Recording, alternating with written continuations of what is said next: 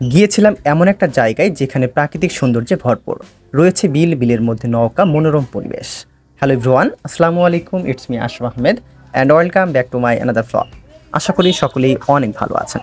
আজকে আমি যাচ্ছি চুয়াডাঙ্গা জেলার ডিসি ইকো পার্কে। একসঙ্গে আমি দেখব এবং আপনাদেরকে দেখাবো। গাইস, চুয়াডাঙ্গা জেলা শহর থেকে প্রায় 30 কিলোমিটার দূরে অবস্থিত তালসারি ডিসি ইকো পার্ক। পার্কের সামনে আসতেই দেখা হয়ে গেল আমার বেশ কয়েকটা ছোট ভাইয়ের সঙ্গে। ওদের সাথেই কথা বলছিলাম।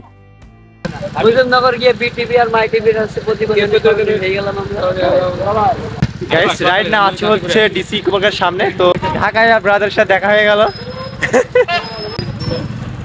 টিকিট কাটা ডান আমাদের, এখন আমরা ঢুকবো ডিসি ইকো পার্কে। গাইস, ডিসি ইকো পার্কে প্রবেশ মূল্য জন প্রতি 20 টাকা। আর তাই দেরি না করে আমরা দুইজন কেটে ফেলেছি দুটি দুটি গেটে দিয়ে ঢুকে পড়লাম ডিসি ইকো পার্কে। গাইস, অলরেডি আমরা ঢুকে পড়লাম পার্কের ভিতরে, ডিসি ইকো পার্ক যেটা অবস্থিত তালসারিতে। তো পুরো পার্কটা ঘুরে দেখবো এবং আপনাদেরকে দেখাবো, এই জন্য থাকতে হবে সম্পূর্ণ। এদিকে আছে হৃদয় আহমেদ। আমি কিন্তু ফার্স্ট টাইম ডিসি ইকো পার্কেই প্রথম। তুমি মনে আসছিস আগে না? লোকেশন কেমন? একটু আগে থাকতে যাতে হিংস দিতে আর কি। অসাধারণ লোকেশন, আপনারা সব আসতে পারেন। আগে দেখি তারপর। তো প্রথমেই আপনাদেরকে বলে রাখি, যারা প্রকৃতিকে ভালোবাসেন তারা অবশ্যই আসতে পারেন এই পার্কে। পার্কে ঢুকতেই ডান দিকে পড়বে বাচ্চাদের খেলাধুলার রাইড এবং বাঁদিকে রয়েছে প্রচুর গাছগাছালি, যেখানে বসে আপনারা নিরিবিলি সময় কাটাতে পারবেন। এই পার্কের প্রধান আকর্ষণ বড় একটি বিল, যা আপনারা ইতিমধ্যেই দেখতে পাচ্ছেন। পার্কের গেট দিয়ে ঢুকেই প্রথমেই পড়বে এই বিলটি। যারা নৌকায় ঘুরতে ভালোবাসেন তাদের জন্য আদর্শ একটি প্লেস এই বিল। আমরা যেহেতু গিয়েছিলাম ঈদের মধ্যে, যার কারণে অনেকটাই ভিড় ছিল, যার কারণে নৌকায় চড়তে অনেকটাই সিরিয়াল দিতে হচ্ছিল। বিলের সামনে আসতেই দেখতে পাবেন বেশ কিছু টায়ার ঝোলানো, এখানে বসে বেশ কিছু ফটোশ্যুট করা যায়, আমরাও করেছিলাম। মজার বিষয় হচ্ছে এখানে কিন্তু কুমির থাকে। আপনাদেরকে দেখাবো কুমির। গাইজ, সত্য কথা বলতে কি, আপনি যখন এই কুমিরটি দেখবেন সত্যি আপনাকে রিয়েল মনে হবে। এটা একদমই রিয়েল, মনে হচ্ছিল ডাঙায় এসে বসে আছে।